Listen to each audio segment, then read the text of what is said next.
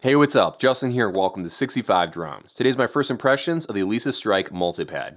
This is a very highly requested first impressions episode because this has really caught a lot of people's eye. I have the previous version of the Alesis Strike Multipad, the Alesis Sample Pad Pro. This blue one, I've got my review on this and also a 20-minute tutorial on how to use it.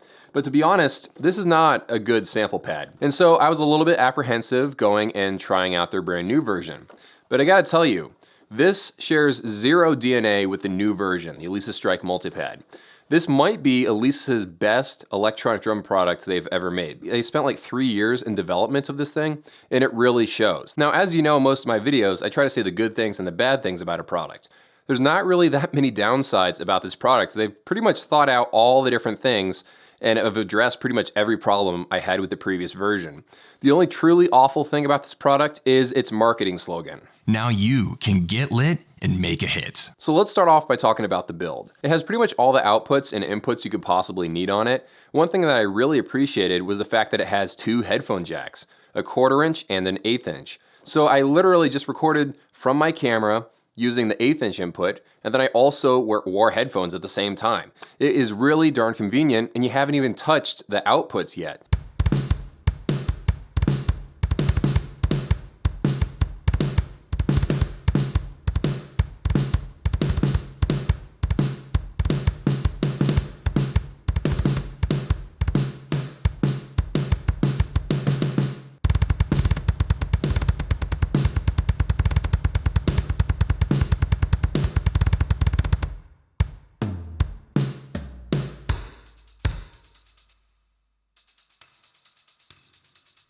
You can expand it with 2 more dual zone pads of your choice. Hopefully it'll be Alesis pads.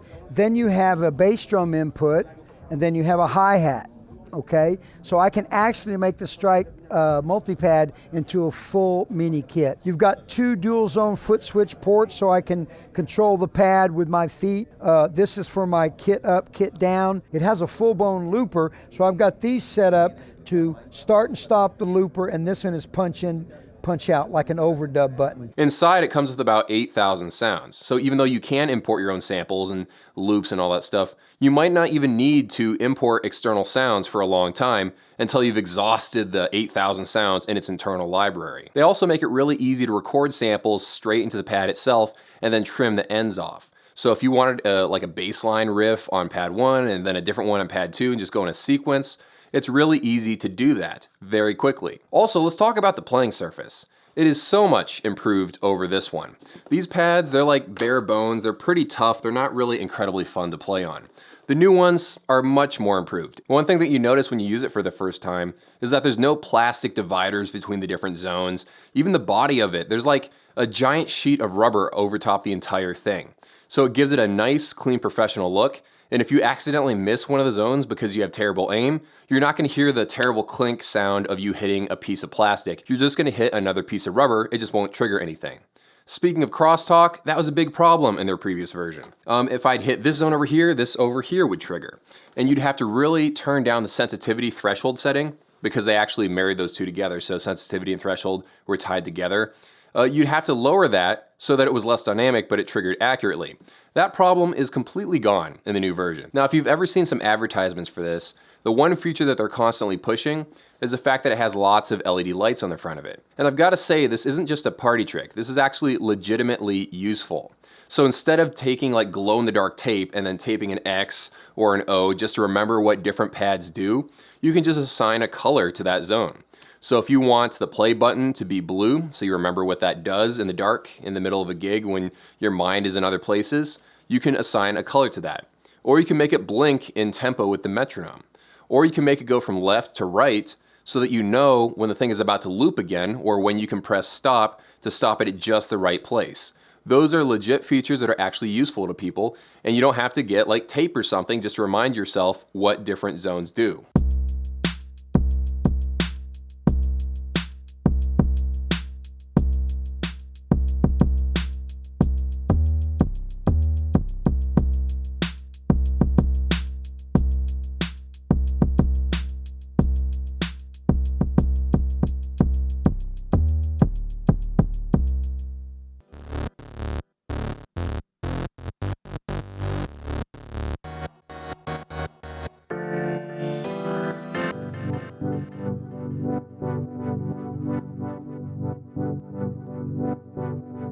Now moving to the front of the Alesis Strike Multipad, you'll notice that there's a lot going on.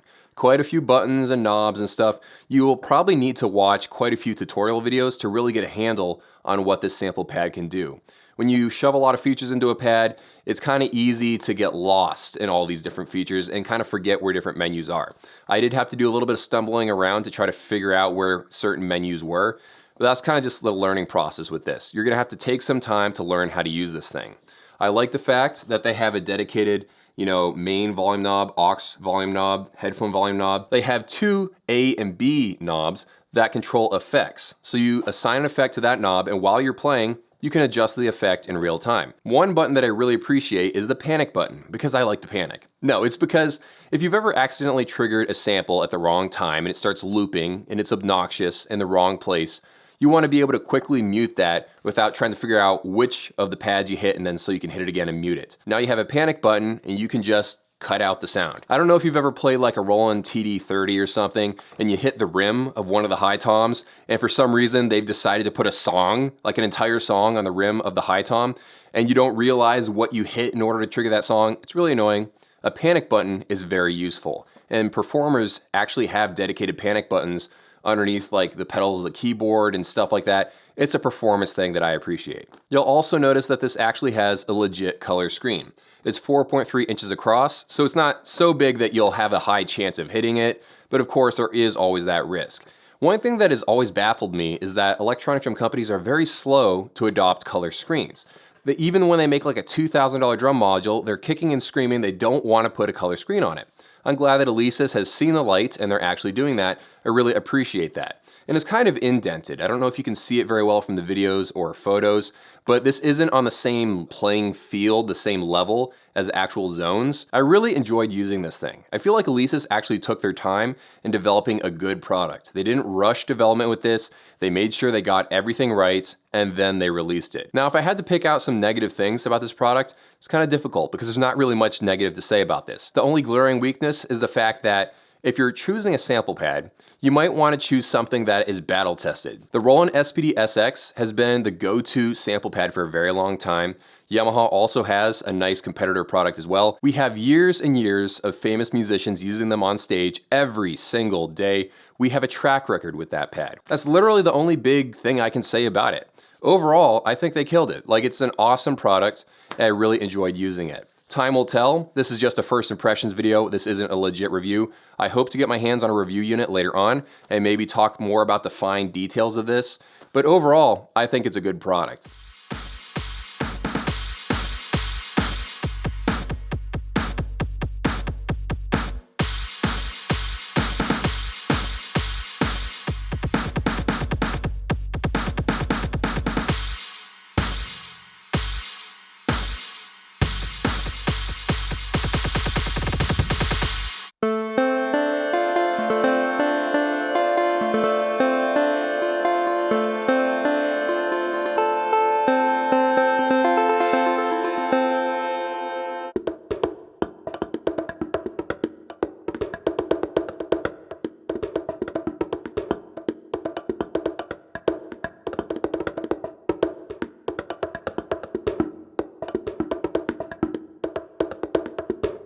Hey, you made it to the end of the video. Thank you so much for watching. I really do appreciate it. I want to hear your thoughts on this, so leave a comment down below what you think about the Alesis Strike Multipad. I know plenty of you got your hands on this before I could, so if you own one of these or if you've played one of these, let me know what you think down in the comments below. Take it easy, guys. See you later.